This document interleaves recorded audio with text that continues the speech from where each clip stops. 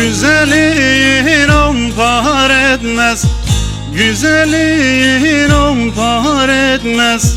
Bu bendeki aşk olmazsa eğlenecek yer bulamam.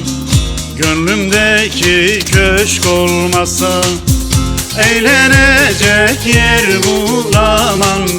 Gönlümdeki köşk olmazsa, gönlümdeki köşk olmazsa.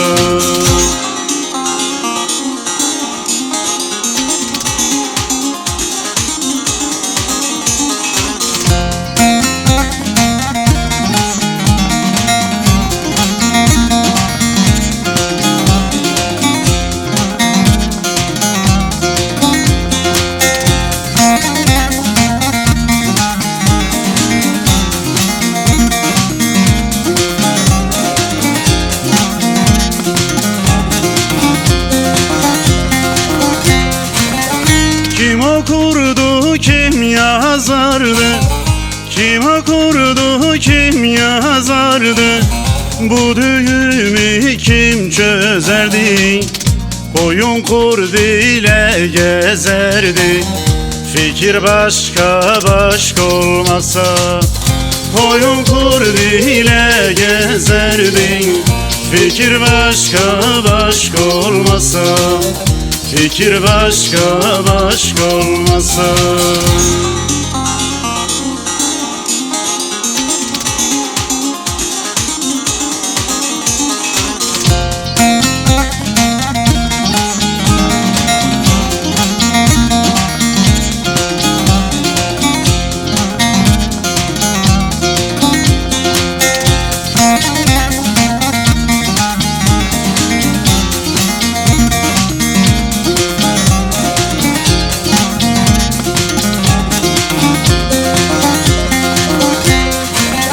Senden aldım bu feryadı, senden aldım bu feryadı.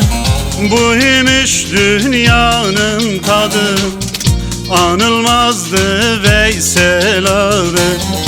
O sana aşık olmasa, anılmazdı Veysel adı. O sana aşık olmasa, o sana aşık olmasa.